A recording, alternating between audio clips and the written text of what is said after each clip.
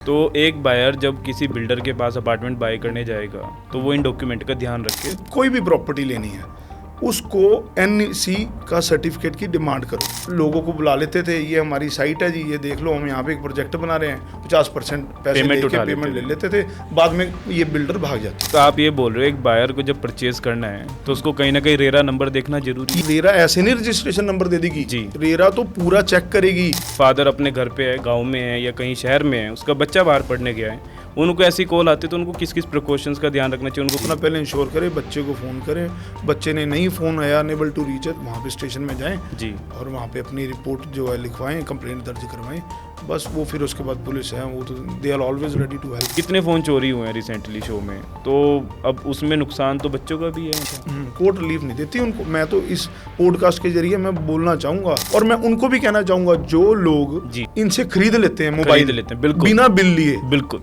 बिना बिल लिए खरीद रहे हैं, ये मैं उन मोबाइल शॉप्स वालों को कह रहा हूँ, वो आप इस गैंग के अंदर आ गए।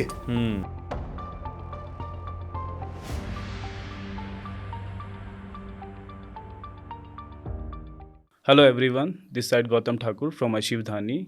आज मेरे साथ जुड़ रहे हैं एडवोकेट पारस जग्गा जी। पारस जग्गा जी, आप कैसे हैं? मैं बहुत बढ़िया जी, बहुत बढ़िया। पारस जी, मेरे को एक चीज़ बताइए आप कि जैसे हमारे मोहाली में इतने बिल्डर्स आ रहे हैं, लोग प्रॉपर्टी बाय कर रहे हैं, तो उनको किन किन डॉक्यूमेंट्स का ध्यान रखना चाहिए ताकि वो अपना सेफ साइड लेके चलें? तो प्लीज़ मेरे को आप आज हमारे दर्शकों को ये चीज़ बताइए कि हम क्या किस किस चीज़ को हम वेरीफाई करें, किस किस डॉक्यूमेंट को देखें, देन हम परचेज करें प्रॉपर्टी को। सबसे पहले ये जो मोहाली एरिया को अगर आप इसको स्किप भी करें तो ये प्रॉब्लम एक बायर की जो प्रॉपर्टी खरीदना चाहता है उसकी हर जगह ये प्रॉब्लम है जी। उसको पता ही नहीं है मैंने कौन से कागज देखने हैं जी। उसको पता ही नहीं है कौन से कागज झूठे दिखा के भी फ्रॉड कमिट हो सकता है मेरे साथ जी। तो इसके लिए सबसे पहले 3-4 चीजें हैं जो एक प्रॉपर्टी जिसने खरीदनी है उसको कौन से डॉक्यूमेंट्स हैं जो जरूरी हैं, जो देखने हैं, जो उसने सेलर से जो प्रॉपर्टी बेचना चाहता है उससे जो डिमांड करेगा जी। पहला डॉक्यूमेंट आ जाता है टाइटल डीड। टाइटल डीड होता है ऑनरशिप को जो रिफ्लेक्ट करता है, मैं इस प्रॉपर्टी का ऑनर हूँ, ठीक है जी। वो कंफर्म होगा टाइटल डीड से भी ये प्रॉपर्टी का ऑनर है, ठीक है, इससे मैं खरीदूंगा, इसके नाम पे प्रॉपर्टी है, ठीक है। ये जो मेन टाइटल डीड होती है, ठीक है। उसके बाद दूसरी चीज आ जाती है पोजेशन जी। क्या अब यहाँ पे भी डिफरेंट 2 चीजें एस्पेक्ट है, एक एग्रीकल्चर लैंड का खरीदना हो और एक जो अपने अर्बन जो प्रॉपर्टी खरीदनी हो, उसके 2 एस्पेक्ट्स, अपार्टमेंट लाइक। अगर पहले अगर अभी बात करें इसकी एग्रीकल्चर लैंड की जी, तो पंजाब लैंड रेवेन्यू एक्ट के अंदर जी एक ये फॉरमोस्ट डॉक्यूमेंट है जो जिसको बोलते हैं जमाबंदी पंजाबी में जी, उसको रेवेन्यू रिकॉर्ड भी बोल देते हैं, ठीक है। वो जमाबंदी में उसकी ऑनरशिप का पे पूरी डिटेल, पूरा नाम वगैरह सब चढ़े होंगे, जिसको आप फर्दे भी बोल देते हैं। फिर उसके बाद जो पोजेशन है जी, पोजेशन उसका खसरा गिरदारी एक डॉक्यूमेंट है पंजाबी में, खसरा गिरदारी जी, इससे उसकी पोजेशन पता लगती है, ठीक है। अब यहाँ पे क्या दिक्कत है खसरा गिरदारी की, ये बड़ी आपको मैं एक बड़ी इंपॉर्टेंट इस पॉडकास्ट के जरिए मैं ये अपना बताना हमारे दर्शकों को बेसिकली, हाँ यस भी, इसमें क्या है, ये खसरा गिरदारी में जो हम नॉर्मली क्या ट्रेंड चलता है, जो आप कल्टीवेट नहीं करता अपनी जमीन को तो वो लीज पे किसी को प्रॉपर्टी दे देता है, तो क्या करते हैं, जो कई बार लीज पे प्रॉपर्टी दे देते हैं, ले लेते हैं और वो खेती करनी वहाँ पे शुरू कर देते हैं, तो उस पे सबसे बड़ी वहीं पे प्रॉब्लम आ जाती है। वो क्या करते हैं, कई बार रेवेन्यू अथॉरिटीज़ के साथ रल मिलके, जिसको कनाइबड़ होके पैसे का लेन देन करके अपने नाम पे प्रॉपर्टी पोजेशन खसरा गिरदारी में अपना नाम चढ़वा लेते हैं जी। इसके लिए सबसे बेस्ट हल है अभी, अपार्ट फ्रॉम दीज डॉक्यूमेंट्स, ये हल है भी हर बंदे को जिसकी ज़मीन है, जिसके नाम पे एग्रीकल्चर लैंड है, वो हर 6 महीने बाद खसरा गिरदारी के जो डॉक्यूमेंट्स है वो अपना पटवारी के ऑफिस जाके अपने वो सारे निकलवा ले, ठीक है। अब ये तो बात होगी इसकी एग्रीकल्चर लैंड की, ठीक है जी।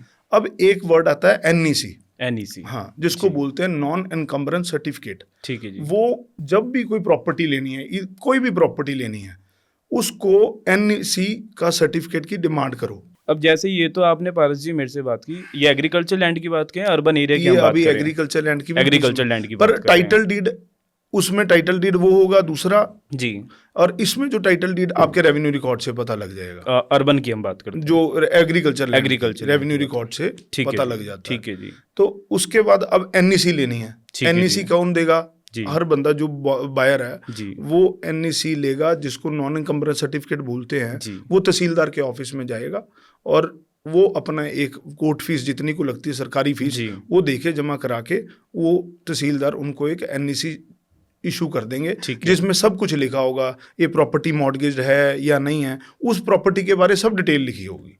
ठीक है। तो इसमें क्या होता है, जनरली ये आपको क्लियर कर देता है। जी। फिर आपको अब बाद में आने वाली परेशानी है, जो लिटिगेशन हो जाती दिक्कत है, आती है, वो नहीं आएगी। वो नहीं आएगी। वो कहीं ना कहीं नहीं मतलब आएगी। आप मेन ये कहना चाह रहे हो कि जब भी हम कोई एग्रीकल्चर लैंड को बाय करें तो हमें वहाँ उसमें जाके तहसील में जाके उसकी खसरा खतौनी या उसके डॉक्यूमेंट चेक करने चाहिए कि वो किसके नाम नहीं पे सर, है। आप मिक्स कर रहे हो। ओके। मैं बताता हूँ जी। ये मिक्स है। ठीक है। एक्चुअल में एग्रीकल्चर लैंड है, जी। चाहे दूसरी लैंड है, जी। अर्बन वाली, जी। वो दोनों ही उनकी दोनों की NEC इशू हो जाती है। ठीक है। जो एग्रीकल्चर लैंड है उसके जमाबंदी जी। और खसरा गिरदारी, ठीक है। जिसको रेवेन्यू रिकॉर्ड बोल देते हैं, जी। वो होती है। ठीक है जी। पर NEC लेने का तरीका तहसीलदार ऑफिस में जाके ही मिलती है। ठीक है। वो आपको फॉर्म फिल करना पड़ेगा, कोर्ट फीस लगा के वो आपको NEC आपको कर देंगे।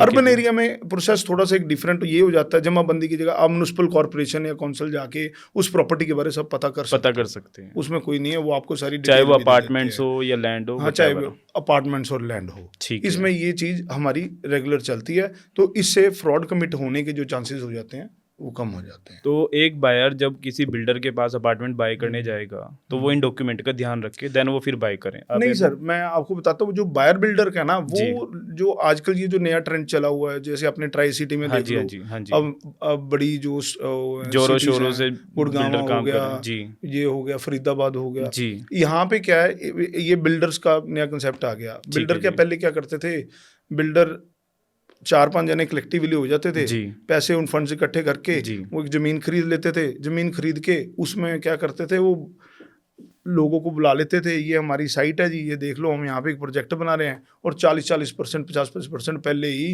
अलॉटमेंट लेटर करते जारी करके जी 50% पैसे लेके पेमेंट ले लेते थे।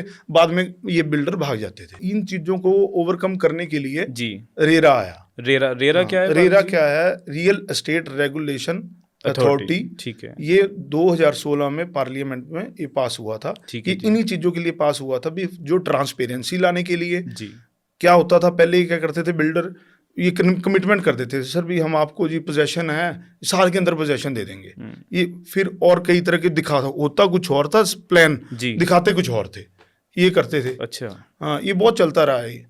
तो अब उन्होंने क्या किया, ये जब रेरा आ गया, उन्होंने कंडीशंस रख दी भी, कोई भी बिल्डर या कोई चैनल पार्टनर जो है, जो किसी को प्रॉपर्टी दिखा रहे हैं, तो वो रेरा आई है या नहीं, रेरा उस कंफर्म कर लेते थे, उसका रेरा रजिस्ट्रेशन नंबर चढ़ जाता है। ठीक है। रेरा रजिस्ट्रेशन नंबर का मतलब ये हो गया, रेरा प्रूव कर देगा भी हाँ उन्होंने सब चेक, पहले उनकी जो फॉर्मेलिटीज है, ये इनको पहले रजिस्ट्रेशन के लिए फॉर्म फिल करना पड़ता है। ये सिर्फ बिल्डर को चाहिए या चैनल पार्टनर को भी चाहिए? चैनल पार्टनर, बेसिकली बिल्डर तो आपकी बात ठीक है, बिल्डर तो है, चैनल पार्टनर पहले नहीं था, चैनल पार्टनर को भी इन्होंने बीच में ये कर लिया, चैनल, इनका भी रजिस्ट्रेशन नंबर होता है। चैनल पार्टनर बेसिकली तो एक एजेंट ही होते हैं। ठीक है। अगर आप इसकी बेयर एक्ट में रीडिंग करोगे तो वो एजेंट के नाम पे आ जाएगा। ठीक है। ठीक है। बेयर एक्ट बेसिकली जो हमारा रेरा का जो कानून है, जो है वो है। ठीक है। इम्पोर्टेंटली क्या है, इम्पोर्टेंटली क्या है, ये एक ना रेरा एडजुडिकेटिंग अथॉरिटी भी है जी।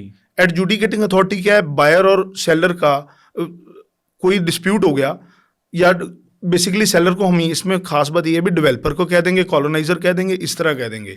जो कोई डिस्प्यूट होगा तो ये एडजुडिकेटिंग अथॉरिटी भी काम करेगी, ये डिसाइड भी करवाएगी। अगर बायर के साथ कोई चीटिंग होगी तो section 12 of real estate regulatory authority के अंदर इसको कंप्लेंट फाइल मूव कर देंगे, कर सकते हैं। हाँ, बिल्कुल कर। मतलब एक आप ये बोल रहे हो, एक बायर को जब परचेज करना है तो उसको कहीं ना कहीं रेरा नंबर देखना जरूरी है। ये सर, ये आजकल ये बहुत जरूरी है, बहुत इंपॉर्टेंट, बहुत जरूरी है। ये बिल्डर के भी आप पे ये बहुत जरूरी है सर। ये जो बेसिकली जो रेरा है ना, रेरा की अप्रूवल, रेरा ऐसे नहीं रजिस्ट्रेशन नंबर दे देगी जी। रेरा तो पूरा चेक करेगी, क्या इसने जिस बंदे से जमीन ली है, क्या इसने पैसे उसको दे दिए हैं, कमिटमेंट दे दी है, नहीं की, इवन रिटर्न्स, टैक्स रिटर्न्स, ये सब फॉर्मेलिटीज पूरी करनी पड़ती हैं, देखती है, पूरी करनी पड़ती हैं। फिर चेंज ऑफ लैंड यूनिट, जिसको CLU बोल देते हैं। आप कभी भी जाओ, एक बायर जाता है ना, अब कई बायर को पता है कि आज भी किसी बायर से पूछ लो, जैसे मैंने भी पीछे से प्रॉपर्टी लेनी थी तो वो मेरे को एक रेरा आ गया जी, रेरा आ गया, इसका रेरा आ गया जी,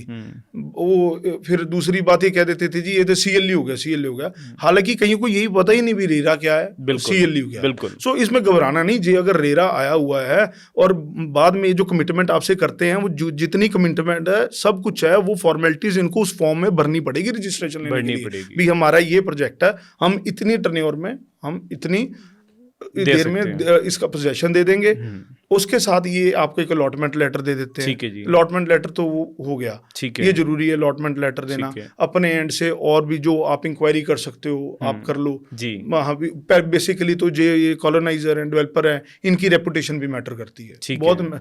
कई ज्वाइंट, हाँ एक बात जरूरी है जी, ये प्रॉपर्टी लेने के लिए अगर ज्वाइंट वेंचर लैंड है ना, जिसमें फार्मर का भी बीच में हिस्सा आ गया, यानी कि डेवलपर ने पूरी तरह नहीं, फार्मर का भी बीच में हिस्सा आ गया, उसको ज्वाइंट वेंचर लैंड भी बोल देते हैं। ठीक है, तो उसमें थोड़ी सी कई बारी फार्मर, क्योंकि डेवलपर और उसके डिस्प्यूट की वजह से वो कई बारी प्रॉब्लम, वो प्रोजेक्ट फेल हो जाते हैं जी। हाँ, तो कहीं पे हमें पेमेंट मॉड्यूल का भी फर्क आया, जैसे पहले रेरा नहीं था, बोले थे 40-50% पेमेंट देनी पड़ती है, पहले क्या था 40% ले लेते थे, ठीक है जी। अब क्या है, अब रेरा के अंदर जब तक रेरा नहीं आएगा, एक कॉलोनाइजर प्रमोटर डेवलपर जो भी है जी, वो 10 से 20% से ज्यादा नहीं ले सकता, इनिशियली नहीं ले, तो कहीं ना कहीं बायर की सेफ साइड भी है, मेरे को लगता है बिल्कुल बहुत सेफ साइड है, बहुत सेफ, यानी कि अगर एक मोटा सा है, अगर किसी बायर ने प्रॉपर्टी लेनी है जी, तो वो रेरा जरूर देखे, ठीक है। और दूसरी बात, उस कॉलोनाइजर की रेप्यूटेशन क्या ट्रैवल कर रही है, उसका बैकग्राउंड जरूर असेस करे जी। जरूर, हाँ। तो पारस जी, जैसे चलो ये तो बात होगी हमने बाय की कोई चीज, अब लेट सपोज हर जो भी आजकल घर ले रहे हैं वो लोन करा रहे हैं, हर घर पे लोन चल रहा है, क्योंकि विदाउट लोन कोई बाय नहीं करता प्रॉपर्टी। अब लोन ले तो लेते हैं, फिर EMI भी दे रही है, बिल्कुल EMI दे रहे होते हैं, तो EMI पूरी देने के बाद भी बैंक की तरफ से भी इशू आता है, कहीं ना कहीं बैंक की भी उस पर नजर होती है प्रॉपर्टी पे, तो उस इस बिहाफ पे कुछ बायर कर सकता है, उसके कुछ सेफ साइड हैं कुछ ये ना आजकल ये इश्यूज, क्योंकि जब का लोन के ज्यादा हो गए ना, ये इश्यूज बहुत ज्यादा हो रहे हैं, देखने को मिल रहे हैं। हाँ, ये जो हाउसिंग लोन है एक्चुअल में क्या है, प्रॉपर्टीज के रेट भी बहुत ज्यादा महंगे होते जा रहे हैं। एक ऑर्डिनरी बंदा जो मीडियोकर क्लास बंदे हैं जी, वो एकदम पूरा कैश देके प्रॉपर्टी, उनकी मजबूरी भी बन जाती है, प्रॉपर्टी लेनी है। कईयों ने बिजनेस करने हैं, उनकी भी मजबूरी बन जाती है। कोविड में आके उनके बिजनेस बंद हो गए, किसी ने शॉप खोल ली, उसका किराया नहीं दे पाए, तो वो मजबूरी में इन्वेस्टमेंट पे पैसे लग गए, तो उसमें वो कहीं ना कहीं बोरवर्स, बेसिकली बोरवर्स मैं उनको कह रहा हूँ जो लोन लेते हैं, वो फाइनेंशियल इंस्टीट्यूशन हो, नॉन फाइनेंशियल इंस्टीट्यूशन हो, उनसे जो लोन लेते हैं, जो बोरवर्स है, तो वो उनको दिक्कत समस्या कई बारी उनका काम ठप होने की वजह से हो जाती है। एक और समस्या भी है इसके अलावा, कई बारी क्या होता है, बैंक को हम रीपे कर देते हैं, रीपे कर देते हैं, बिल्कुल कर भी देते हैं, फिर भी बैंक कई बारी, या नॉन फाइनेंशियल इंस्टीट्यूशन कोई भी है जिससे लेंडर है, जिससे हम पैसे ले रहे हैं, वो ऐसे कंपल्सिव सर्कमस्टांस खड़े कर देता है, उनकी प्रॉपर्टी, वो मॉर्टगेज जो की होती है जिसके बदले लोन देते हैं, उसके ऑक्शन में भी लगा देते हैं। पहले 13(2) का नोटिस दे देंगे, डिमांड नोटिस, जी आपकी इतनी आउटस्टैंडिंग खड़ी है, हमने रीपे भी कर दिया, वो कंसीडर नहीं करते। फिर 13(4) का नोटिस, जिसको सिंबॉलिक पोजेशन कह देते हैं, जिसको भौतिक कब्जा भी कह देते हैं, वो नोटिस भी घर के बाहर पर्चा लगा जाते हैं। हाँ, वो NPA भी अकाउंट हो जाता है बेसिकली। वो NPA पहले NPA करते हैं, NPA हो जाता है, नॉन परफॉर्मिंग एसेट काउंट हो जाता है। अब इससे कोई किस्त कुछ जो चल रही थी, इंस्टॉलमेंट थी, अब नहीं भराएंगे, अब इसका पूरा ही करेंगे, जो आउटस्टैंडिंग है हमारा क्लियर कर। मतलब ये तो हमने बात कर ली जिन्होंने EMI सारी पे कर दी, फिर भी उनकी नजर है। अगर मैं बात करूं किसी की EMI रह जाती है और उसका टाइम कंप्लीट हो गया, उसके पास कोई ड्यू पड़ा है, तो वो उस चीज में क्या हेल्प कर सकती है उसको? कोई नहीं, उसमें ये होता है कि जैसे हम कोरोना की बात करते हैं, उसमें हमारे बहुत सारे बिजनेस जो हैं वो रुके हैं, है ना, कुछ हमारे ड्यूज रुके हैं, तो उसमें तो कुछ ना कुछ उसको बेनिफिट होगा, कुछ ना कुछ वो एक्शन ले सकता है बैंक के बिहाफ पे, नहीं ले सकता? मैं बताता हूँ, पहले ना RBI के पीछे जब कोविड के टाइम नोटिफिकेशंस भी आई थी जी, जिसमें एक रिलैक्सेशन पीरियड दिया था उन्होंने, ये बड़ा एक अच्छा स्टेप था भी, जो है काफ़ी रिलैक्सेशन दिया था भी, क्योंकि ये बैंक क्या करते हैं, स्टे की और ये प्रॉपर्टी की और जो इनका कब्जे लेने की और चल पड़ते हैं। इनका 13(4) नोटिस के बाद, सिंबॉलिक पोजेशन के बाद इनको होता है बस अपना फटाफट इनका कब्जा क्लियर करें इसको। हाँ, तो क्या करते हैं, वारंट ऑफ पोजेशन इशू करवा देते हैं, सेक्शन 14 के करवा के, जिसको पंजाबी में चस्पा बोलते हैं जी, उसके through warrant of possession issue करवा देते हैं। ठीक है, वारंट ऑफ पोजेशन, या दूसरे ट्रैक पे चल जाते हैं, ऑक्शन भी करवा देते हैं प्रॉपर्टी की।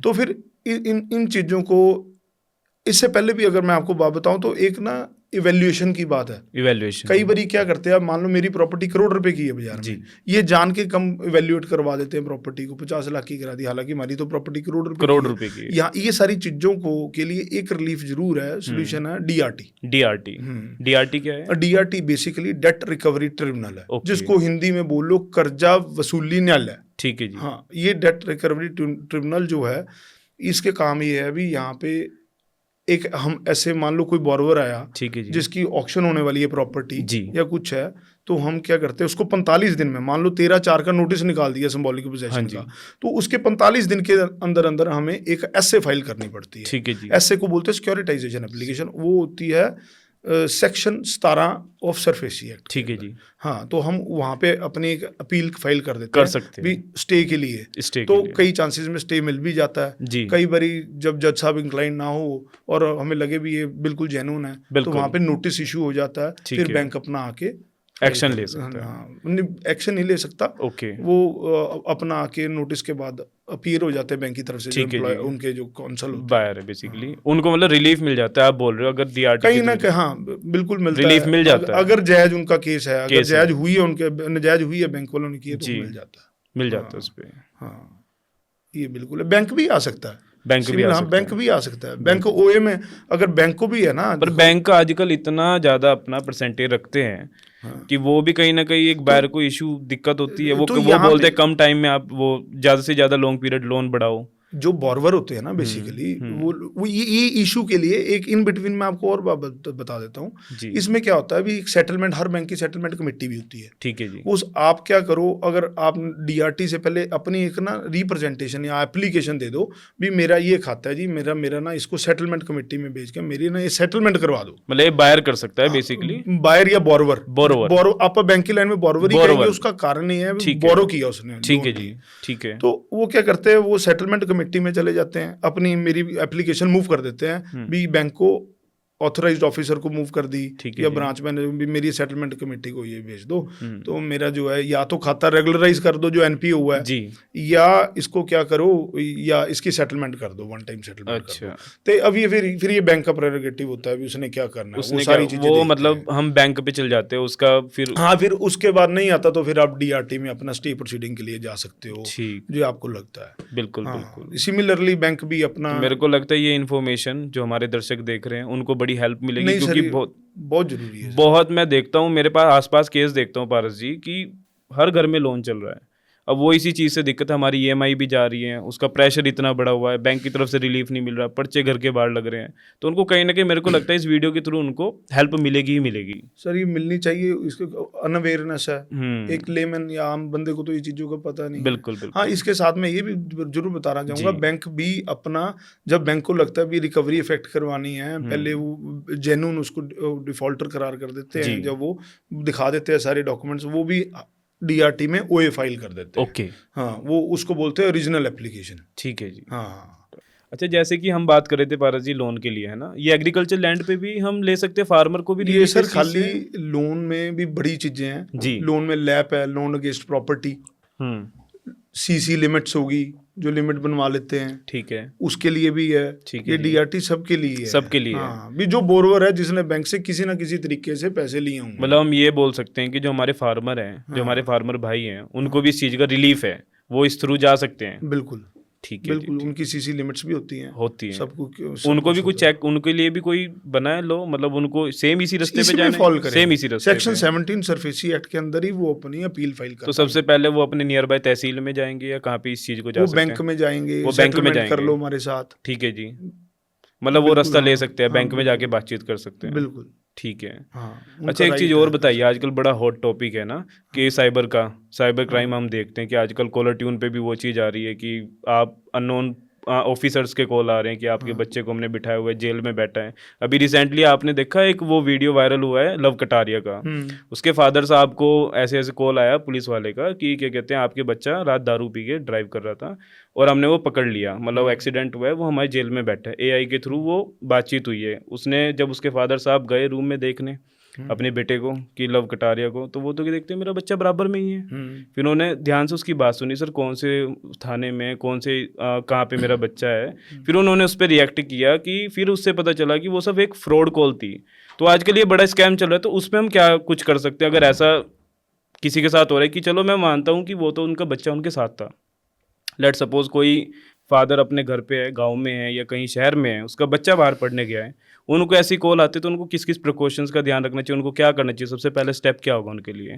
सबसे पहले तो जब ऐसी कॉल आएँ, जी। फ्रॉड कॉल जिसको जी। बोलते हैं, वो इंश्योर करें जी, फ़ोन करके, अगर बच्चा उनके पास है फिर तो बात अलग रहेगी। ठीक है जी। अगर उनके पास बच्चा नहीं है, चाहे बच्चा है, चाहे एक कोई हस्बैंड भी की है, वाइफ मतलब हो कोई गई, भी है, चाहे जी। जो भी हो गया, है ना, जी, वो इंश्योर करें भी वो सेफ है मेरा बच्चा। पहले वो स्ट्रेट अवे अपने बच्चे को फ़ोन लगाएं, ठीक या है। अपने जिसके लिए वो कह इन रहे हैं केस फ्रॉड बच्चे कॉल को आई अगर है, नहीं कांटेक्ट कर पा रहे तो नहीं then- कांटेक्ट कर पा रहे, तो सबसे बेस्ट है आपकी कंसर्न जो जुडिक्शन में जो पुलिस स्टेशन आता है, नियर बाय। हाँ नियर बाय जो है, जी। वहाँ पे जाएं, जी। वहाँ पे जाके उनको सारी ये बात बताएं हम्म, और स्ट्रेट वे उनकी बातों में ना आए। ठीक फिर है। पुलिस जो ऑफिशियल्स हैं, आजकल तो वैसे भी पुलिस ऑफिशियल्स बहुत एक्टिव है, जी, तो मतलब आप ये बोल रहे हो कि सबसे पहले वो नियर बाय अपने पुलिस स्टेशन जाके कंफर्मेशन ले कंफर्मेशन, बिल्कुल, हाँ कि वो जिस भी स्टेट में है वो वहाँ से वो कोऑर्डिनेट करके कंफर्मेशन ले उनका बच्चा वहाँ पे एक्चुअल में है या नहीं है। नहीं, बिल्कुल बिल्कुल, अगर है तो देन फिर वो लीगल तरीके से हाँ उसकी हेल्प। बस ये जरूरी है इंश्योर कर ले पहले, बच्चा है ना, पहले हम्म। पैनिक नहीं होना, इसमें घबराना नहीं है वो कि घबरा जाते हैं ना कई लोग की, नहीं, ये घबराने वाली बात तो जरूर हो जाती है। ऑल ऑफ द सडन किसी का फोन आया, जी किसी का फोन आया, हमारा बच्चा तो है नहीं, बिल्कुल। घबरा जाएंगे। बिल्कुल। बट उसमें ये सिंपल, बहुत सिंपल है, अपना जी। पहले इंश्योर करे, बच्चे को फ़ोन करे, बच्चे ने नहीं फ़ोन आया, अनेबल टू रीच है, तो कंसर्न पुलिस वहाँ पे स्टेशन में जाएं जी, और वहाँ पे अपनी रिपोर्ट जो है लिखवाएं, कंप्लेंट दर्ज करवाएं। बस वो फिर उसके बाद पुलिस है, वो तो they are always ready to help each and every, all दो सिटीजन है हम, तो बिल्कुल। हमें तो हेल्प करेंगे ना वो। अच्छा, जैसे मैं एक चीज़ और देखता हूँ भारत जी, मेरे को इससे आपसे रिगार्डिंग बात करनी, जैसे मेट्रो सिटी है हमारी, है ना, मेट्रो सिटीज़ में बच्चे बाहर से पढ़ने आते हैं, बच्चों के ऊपर हम आ ही गए हैं ना, बच्चे बाहर से पढ़ने आते हैं तो कहीं ना कहीं वो रेंट पे रह रहे होते हैं, टैलेंट जिसको हम बोलते हैं ना, वो पीजी में रह रहे होते हैं। तो जब वो पीजी में रह रहे होते हैं तो सम टाइम क्या होता है कि कुछ डॉक्यूमेंटेशन का बच्चों को पता नहीं होता, क्योंकि स्कूल से नए नए पास आउट होके वो कॉलेज के लिए पढ़ने बाहर जाते हैं, तो वो पीजी इसको करते हैं, जॉब के रिगार्डिंग अपनी पीजी में रहना शुरू कर देते हैं ना, या किसी गेस्ट हाउस में मान लो या होटल में मान लो।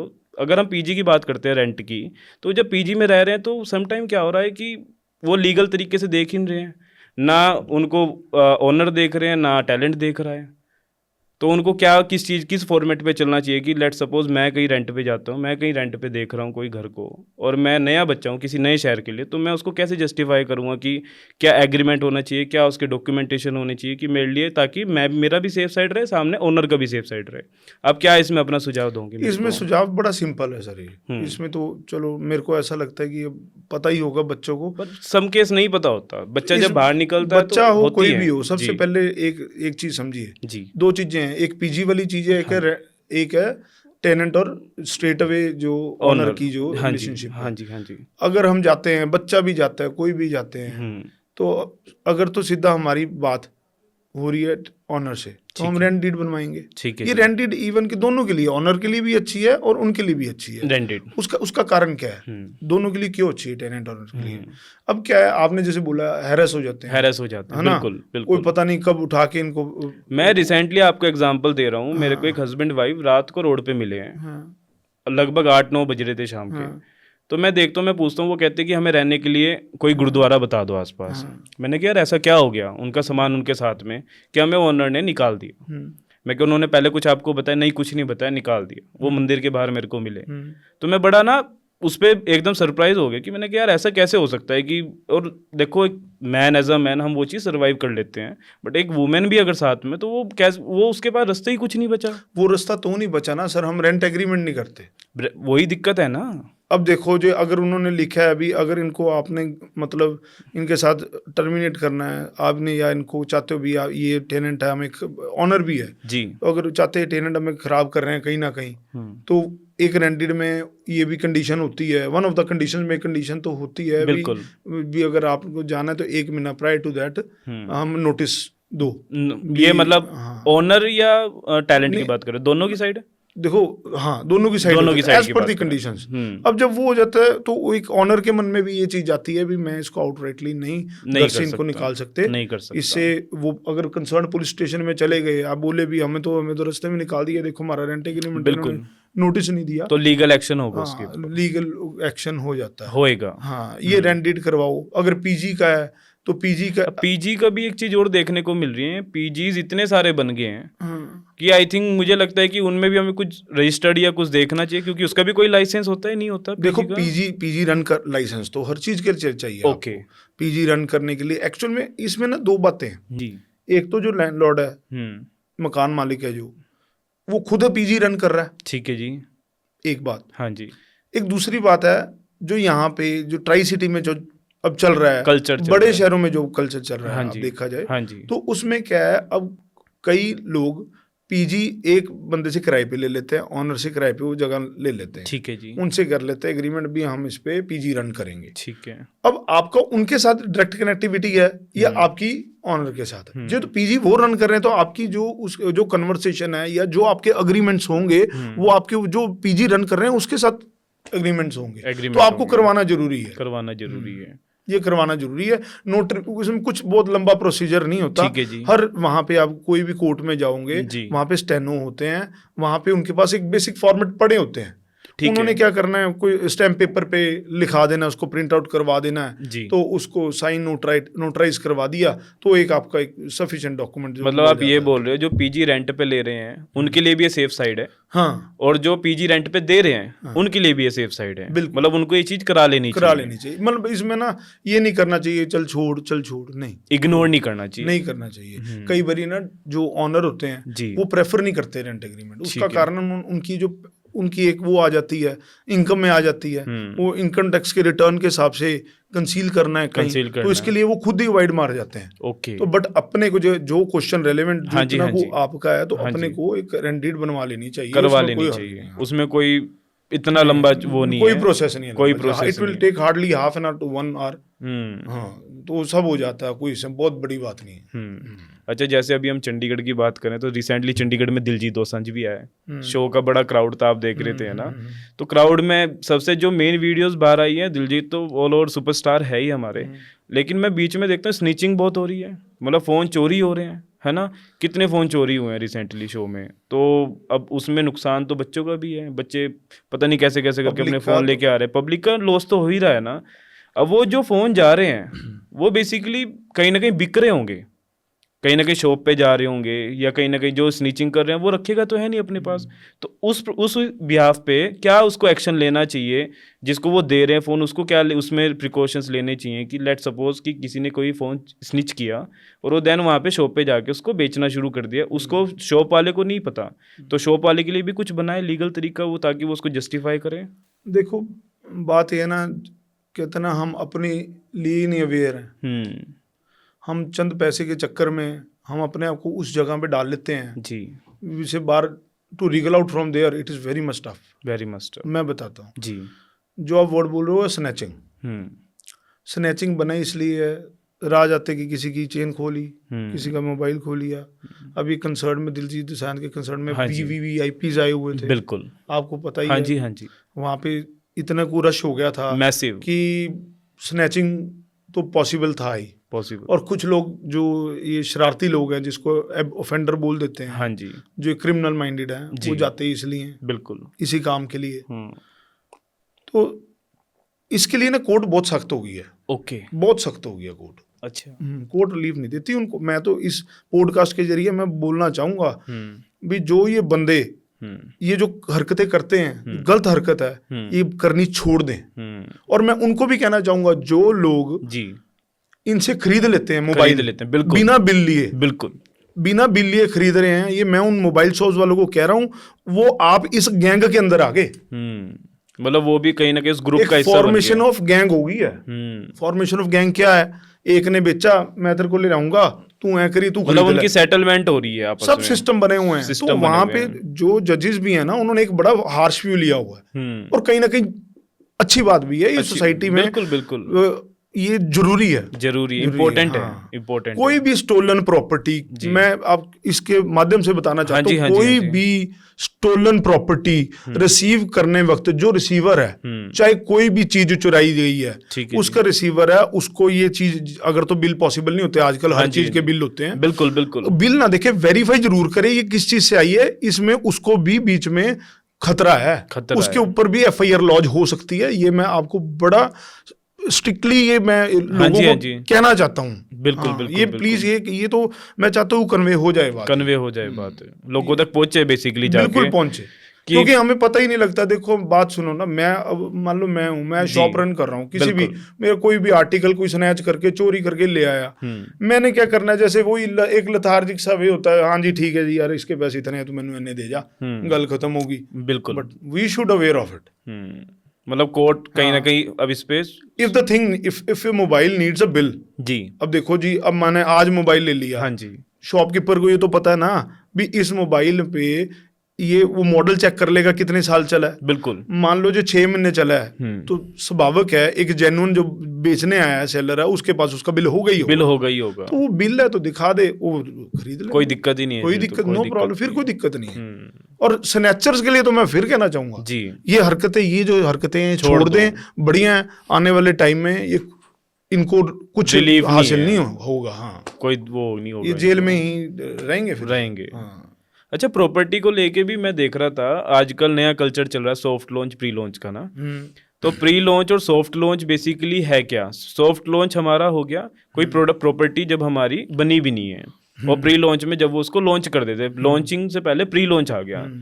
अब उसमें प्री लॉन्च में बायर जब प्रॉपर्टी को बाय कर रहा है प्री लॉन्च में, तो कैसे, मतलब कि प्री लॉन्च में वो इन्वेस्ट कैसे कर सकता है? वही टॉपिक पे पीछे वाले पे आ गए हैं, हाँ, रेरा, बिल्कुल, रेरा इज मस्ट सर। तो आप क्या कह रहे हो, प्री लॉन्च का भी रेरा होना चाहिए? प्री लॉन्च का हो जाता है रेरा, क्योंकि इतनी तो सर्टेनिटी मिल जाएगी, इतनी तो सर्टेनिटी मिल जाएगी भी, एटलीस्ट इसने फार्मर से पूरी जमीन खरीद ली है। मतलब आप ये बोल रहे हो कि किसी बायर ने जब प्री लॉन्च पे भी इन्वेस्ट करना है, तो उसको उसका भी रेरा देखना इम्पोर्टेंट है, ताकि उसकी सेफ साइड रहे। बेसिकली बड़े बिल्डर जो हैं वो कमिटमेंट कर रहे हैं, वो डिलीवर भी कर रहे हैं। मैं बोलता हूँ हमारी ट्राई सिटी में बहुत अच्छे बिल्डर्स हैं जो टाइम पे पोजेशन भी दे रहे हैं, बट सम टाइम जो नहीं दे रहे उनके लिए दिक्कत है। देनी पड़ेगी पोजेशन, एक एडजुडिकेटिंग, मैंने अथॉरिटी पहले भी बोला था ये बात, ये एडजुडिकेटिंग अथॉरिटी है, इन्होंने तो कंप्लाइंस करवा लेनी है। जब बायर को पोजेशन नहीं मिली या कुछ और प्रॉब्लम आ गई जी, जो इनको जो डेवलपर हैं, बिल्डर हैं, ये खराब कर रहे हैं, बिल्कुल, तो सेक्शन 12 ऑफ इसके रेरा के अंदर कंप्लेंट मूव करो, ठीक है, उधर से सेक्शन 420 की कंप्लेंट मूव करो, बिल्कुल, पुलिस स्टेशन, हाँ, बहुत है सर। इसके अलावा भी state consumer, district consumer forum है, यहाँ जाओ अपनी फाइल करो, ठीक है जी। अच्छा, फिर इसके अलावा सिविल लिटिगेशन है, सिविल मतलब वो तो है, सॉल्यूशंस तो है, बट इसको हम ट्राई करें भी ना ही ऐसा कुछ हो, पहले ही संभल के ले, पहले हम भी बंदा क्यों हरा। बेसिकली आप ये बोल रहे हो किसी प्रॉपर्टी को हम बाय करें तो हम उसका रेरा नंबर इंपॉर्टेंट है, मस्ट है। ये जो कॉलोनाइजर से रिलेटेड तो मैं यही कहूँगा डेवलपर से भी आप रेरा को प्रेफर करो, प्री लॉन्च प्रॉपर्टी भी हो, हाँ, प्री लॉन्च प्रॉपर्टी भी हो, बिल्कुल। अच्छा पारस जी, मैं ना एक आउट ऑफ द वे आपसे एक बात पूछना चाहता हूँ। मेरा ना एक फ्रेंड है, तो उसका ना किसी साइबर फ्रॉड के थ्रू अकाउंट फ्रीज हो गया, तो अब उसको उसमें क्या हेल्प मिल सकती है उसको, और वो बड़ा परेशान है। ये ना आप दो बातें मिक्स कर रहे हो। आपका फ्रेंड करता क्या है? वो बेसिकली फाइनेंस का उसका बिजनेस है। बड़ा रेलेवेंट क्वेश्चन है ये, अब के लिए रेलेवेंट है जी। ये आने वाले समय में जब होगा ये, क्योंकि बढ़ रहा है ये आजकल और भी जगह हो रहा है, हर जगह हो रहा है, हर जगह हो रहा है। इस पे अकाउंट फ्रीज पे मैंने कई रिट्स भी फाइल की हैं। ओके, बेसिकली क्या होता है मैं आपको समझा देता हूँ, और इस पॉडकास्ट के थ्रू मैं पब्लिक को भी हाँ जी बिल्कुल हेल्प होगी उनकी। इसमें क्या है, एक जैसे आपको पता है भी कोई किसी ने फ्रॉड कॉल की, हाँ जी, OTP मंगवाया, हाँ जी, वो फ्रॉड ये बंदे ने क्या किया, अपने खाते में पैसे जमा करा लिए, मंगा के, जो स्कैम कर रहा है, फ्रॉड है बेसिकली। अब जिसके साथ फ्रॉड हुआ उसने कंप्लेंट मूव कर दी भी मेरे साथ मेरे इतना खाता है, तो इसमें से पैसे निकल गए, या किसी भी तरीके से फ्रॉड कमिट करवा के किसी से पैसे ले लिए, ठीक है, जो बंदे ने फ्रॉड किया, मतलब आप स्कैम जो कर रहा है, OTP जिसने हो, ठीक है, वो किया। अब क्या है, अब जो पैसे आते हैं वो पैसे भी तो अब पुलिस क्या करेगी, पुलिस वेरीफाई करेगी, बिल्कुल। वहाँ के बंदे को पकड़े जिसने किया, चेक करेंगे कौन से खाते में कौन सा पैसा कैसे डिसबर्स हुआ, कैसे गया। तो अब क्या है, अब उस बंदे को ये जो जो फ्रॉड किया उस बंदे ने आगे भी वो पैसे कहीं ना कहीं दिए होंगे, चाहे वो कुछ परचेजिंग के लिए दिए होंगे, चाहे कुछ भी दिए होंगे, या चाहे अपने पार्टनर को भेजे होंगे जो उसके साथ पार्टनर इन क्राइम है उसको भेजे होंगे। तो ऐसे करके वो खाता में कोई इनोसेंट बंदे के भी खाते में चले जाते हैं, वो फ्रॉडुलेंट मनी का एक हिस्सा जो होता है उस इनोसेंट बंदे के भी खाते में चला जाता है, मतलब वो भी बीच में इन्वॉल्व हो जाता है। पर कंप्लेंट जो मूव हुई होती है, एक कंप्लेंट ये भी मूव हो जाती है भी ये जो अमाउंट है साइबर वाले क्या करते हैं, वो जो ये फ्रॉडुलेंट अमाउंट जो ट्रांसफर हुई है तो वो अमाउंट फटाफट वो खातों को जो पुलिस ऑफिशियल्स हैं या साइबर क्राइम बोल दो, जो साइबर क्राइम सेल वाले हैं, वो क्या करेंगे, वो उस बैंक को, कंसर्न बैंक को जिस खाते में डिसबर्स हुई है जहां से हुई उनको बोल देंगे इसको फ्रीज कर दो। ओके, हाँ, इसको फ्रीज कर दो। ठीक है। अब आपने बोला आपका फ्रेंड था, फाइनेंशियल कंपनी है उसकी, बिल्कुल बिल्कुल। फाइनेंशियल कंपनी क्या होगी, उसने कईयों के साथ उसका लेन देन है। हाँ जी, अब उसको तो पता नहीं मेरे खाते में कौन सी पेमेंट कैसे ट्रांसफर होगी, उसको नहीं पता, उसको तो पता नहीं, बिल्कुल। उसका खाता पर फ्रीज हो गया, उसकी सारी ट्रांजैक्शंस रुक गई। तो जो डिस्प्यूटेड अमाउंट होती है ना, उसमें हल क्या आया, जो डिस्प्यूटेड अमाउंट्स हैं वो डिस्प्यूटेड अमाउंट्स को आप ये कह सकते हो कि हमारी वो लीन मार्क कर दें। ओके, भी उतनी जो डिस्प्यूटेड अमाउंट है उसको एक बार लीन मार्क करके जो मेरा जो खाता है वो अनफ्रीज कर दे। ओके, तो ये किसको कहेंगे, वो बैंक को? ये इसमें मैं बताता हूँ, इसमें क्या है, पहले जब जाएगा बंदा बैंक की अप्रोच करेगा भी मेरा खाता क्यों बंद कर दिया, वो आपको बता देंगे जी हमें साइबर सेल से आई है, बिल्कुल कंप्लेंट आई है, बिल्कुल, तो ये इतनी डिस्प्यूटेड अमाउंट है इसकी वजह से, तो वहाँ पे एक रिटर्न दे दो कि भी मेरा जो खाता है मेरा अनफ्रीज कर दे, जितनी डिस्प्यूटेड अमाउंट है आप उसको रोक लो, एक बार उसको लीन मार्क कर में ले आओ, उसको रोक के आप जो है फर्दर मेरा अनफ्रीज कर दो, ताकि मैं थोड़ा सा मेरा जो ट्रांजैक्शंस है मैं अपने खाते बिजनेस है वो कर सकूं, चला सकूं, उसको लॉस ना हो। हाँ, तो उसमें वो अगर रिप्रेजेंटेशन बैंक नहीं कर रही, आप कोर्ट्स में जा सकते हो। कोर्ट में कैसे जाओगे आप, हाई कोर्ट में भी सिविल रिट पिटीशन में जा सकते हो। ठीक है, बिल्कुल। अभी मैंने रिसेंटली एक ऑर्डर लिया था, हाँ, जिसमें जो मेरी मेन जो सिविल रिट पिटीशन थी वो तो पेंडिंग है, बट जो डिस्प्यूटेड अमाउंट थी वो उन्होंने लीन मार्क करके वो नहीं डिसबर्स होगी, बाकी आप जो है अपना अनफ्रीज कर दिया था उन्होंने। हाँ, ये आजकल बहुत हो रहा है, ये इनोसेंट कई बंदे बहुत इसमें हो रहे हैं जिनके पास डिस्प्यूटेड अमाउंट आ जाती है। मैं तो ये मानता हूँ आपके पास केस बहुत आ रहे होंगे इससे रिगार्डिंग। काफी आ रहे हैं। अच्छा, बाहर की कंपनीज है, जो अदर स्टेट्स की कंपनीज हैं, उनके यहाँ पे खाते फ्रीज हुए हैं। ओके, पंजाब में फ्रीज हो गए, हरियाणा में फ्रीज हो गए, तो उसकी जो रिट है, उसकी जो डिक्शन यहाँ पे बन गई, तो फिर हम यहाँ पे रिट फाइल। उनको तो बड़ा इशू आ रहा होगा, बहुत इशू है। लोकल वाला तो चलो बैंक के पास जाके वो चीज कर सकता है, बाहर वाला उसको दिक्कत आएगी, है ना। बिल्कुल, पर कोर्ट सुनवाई करती है और चलो हैरेसमेंट जरूर होती है, सोल्यूशन मिल जाता है, सोल्यूशन हो जाता है, वो ऐसी समस्या वाली बात नहीं है। हैरेसमेंट है बस थोड़ी सी, मतलब खेचल है, ये है थोड़ा। मैं समझता हूँ कि फिर एनआरआई जो है उनको भी थोड़ा इस चीज का ध्यान रखना, सारों के साथ है सर, सारों के साथ है, सबको ही देखना इम्पोर्टेंट है। बिल्कुल, सारों के साथ डेफिनेटली, जब हो रही है हर जगह, और ये मेरे हिसाब से बढ़ रहा है अभी ज्यादा, है ना। ये सर, ये आपको तो पता है, ओटीपी आते हैं, इतने अननोन स्पैम के ओटीपी आ रहे, वो बड़ा इशू दिख रहा है मेरे को सर। वो अभी इतने अलर्ट सरकार ने नोटिफिकेशन निकाल दी, इतने अलर्ट्स जारी हो गया, अभी आपने ओटीपी देना ही नहीं देना, चाहे वो कह रहे हैं कि बैंक का एम्प्लॉय है, जैसे क्रेडिट कार्ड के, हम बैंक से एम्प्लॉय से बोल रहे हैं सर आपकी क्रेडिट कार्ड की हम लिमिट और बढ़ा देंगे जी, अगर आप ओटीपी दे दो जी, आप देख लो कार्ड। अच्छा, फिर सबसे इंपॉर्टेंटली क्या बोलते हैं आप, सर घबराइए ना, ऐसे कहेंगे आप घबराइए मत, कार्ड के पीछे जो नंबर लिखा है उस नंबर से कॉल आई है, आप चेक कर ले। अच्छा, हाँ, ऐसे कर लेते हैं। फिर बंदे एक बार कार्ड कर दा, उसको पता लगता है भी यार ये तो मेरा ही है, टक ओटीपी क्या, पर नहीं करना चाहिए, ओटीपी देना ही नहीं, ओटीपी देना ही नहीं। मतलब मेन हमने कोई ऐसी कॉल या मैसेज आ रहा है, हमने उस पर रिएक्ट आने वाला तो हाल ऐसा हो जाना है भी अपने रिश्तेदारों को भी लोग ओटीपी देने से डरेंगे, ये ऐसा हो जाना हो जाएगा। बिल्कुल, जब ट्रस्ट लूज हो रहा है ना हर जगह से, पहले दे देते थे कोई कॉल आ रही है चलो होगा कोई बैंक से, अब इतने ज्यादा फ्रॉड केस हो रहे हैं तो वो ट्रस्ट भी लूज हो रहा है। इस पे कितने तो मूवीज भी आ चुकी हैं, वो कौन सी थी, एक वो जामताड़ा, एक थी मूवी आई थी, सीरीज थी वो जी, हाँ, देखने वाली है, उसमें भी सेम यही चीज हुई है, देखने वाली है। All right. मेरे को अब मेरे को आपको जानना है, हाँ बड़ी रुचि है आपको जानने की। मैं चाहता हूँ मेरे दर्शक भी जो देख रहे हैं हमें वो भी जाने कि पारस जग्गा एडवोकेट बना कैसे, मतलब आपको इस फील्ड में क्या दिलचस्पी आई है। अच्छा। मेरे को प्लीज़ थोड़ा सा आप अगर आप बता सकते हो तो प्लीज़ बताइए मेरे को। मेरे फादर साहब एडवोकेट हैं, अच्छा, वो बोर में प्रैक्टिशनर हैं। ओके। हाँ वो एडवोकेट है, मैं बस उनको देख के मेरे को देखते तो मतलब ये बचपन से आपको ये था कि मेरे को एडवोकेट बनना है, कैसे मतलब आपकी जर्नी क्या रही है नहीं, जब बचपन में तो मूड तक बदलते रहते हैं भी यार, चल ये कर लेंगे ये कर लेंगे, हाँ, बट अल्टीमेटली मैंने बीसीए की थी। अच्छा, मैं जब बताता हूँ, आप +2 के बाद, +2 के बाद कॉलेज उसके गए। बाद मैं हाँ जी, बीसीए की, ठीक है बैचलर्स ऑफ कंप्यूटर एप्लीकेशन। जी। मेरा इंटरेस्ट ही नहीं रहा, अच्छा, मेरा इंटरेस्ट नहीं था उसमें।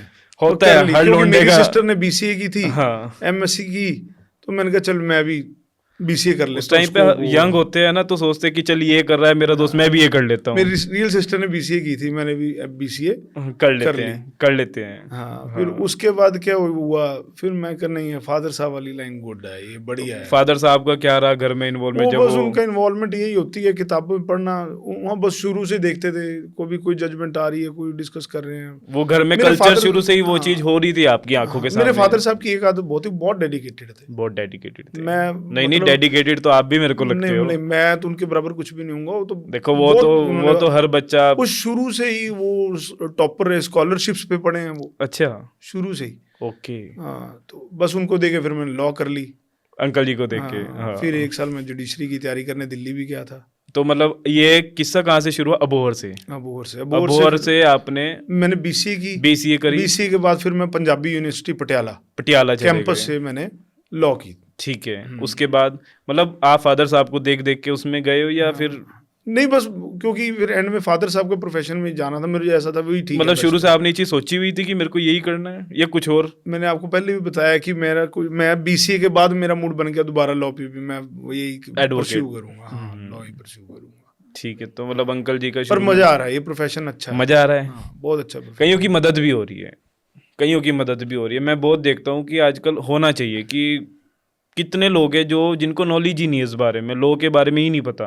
तो आपके माध्यम से क्या पता आने वाली जर्नी जो हमारी चलेगी साथ में उसमें लोगों को पता चले। और कि नहीं सर, मैं आपको इम्पोर्टेंटली बताऊं बात, जी। मैं जरूरी नहीं कि हर केस या कोई है हाँ जी, फीस लेके करते हैं, कई प्रो बोनो भी चलता, कई बार बिल्कुल नहीं मैं बिल्कुल फीस सर। लेता, कोई गरीब बंदा है उसकी हेल्प करनी है तो यार ये जरूरी है कि ह्यूमैनिटेरियन ग्राउंड होना, मन में ह्यूमैनिटी होना, सिंपथी होना, ये बहुत जरूरी है। होना भी चाहिए सर, बिल्कुल होना चाहिए। हाँ, ये कोई बहुत नहीं जरूरी अफोर्ड कर पाते कहीं, नहीं जो कर पाते, बड़े मजबूर हैं, बड़े मजबूर बहुत हैं मजबूर है। और दिक्कत बहुत आ हाँ, रखी है। बिल्कुल मतलब रिश्तेदार भी मेरे हिसाब से साथ छोड़ देते हैं उनका, फिर वो करे तो करे क्या? बिल्कुल बिल्कुल तो फिर एट द एंड उनको एक ही रास्ता मिलता है। बिल्कुल।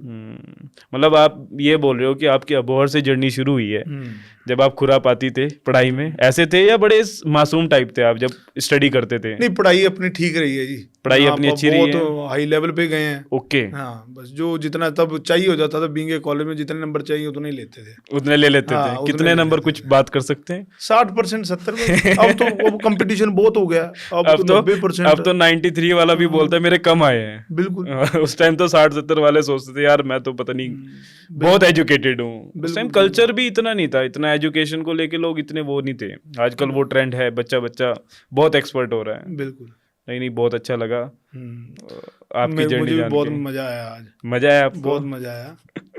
तो कैसा, हम कब नेक्स्ट टाइम दोबारा मिल रहे हैं? होपफुली जब अभी तो छुट्टियां चल रही हैं, वेकेशन चल रही हैं कोर्ट की। हाँ ठीक है। अभी हमारी बेसिकली किस कोर्ट में हम बैठा हो रहा है अपना? Punjab and Haryana high court में। पंजाब हरियाणा का हाई कोर्ट में। अगर मैटर के हिसाब से अगर कई बार सुप्रीम कोर्ट भी जाना पड़े जी तो वहाँ भी चला जाता हूँ। ठीक है। हाँ, तो मतलब अभी आप मोहाली से ये चीजें हैंडल कर रहे हो? चंडीगढ़, मोहाली चंडीगढ़ का एरिया आप देख रहे हो? बिल्कुल कि मतलब कोई भी अगर आसपास हमारे किसी को भी इफ नीड है, किसी भी लोग मतलब उसके कोई भी इशू आ रहा है तो देन वो कर सकता है, उस चीज में अप्लाई कर सकता है। हम बैठे इसी बैठे उस चीज के लिए।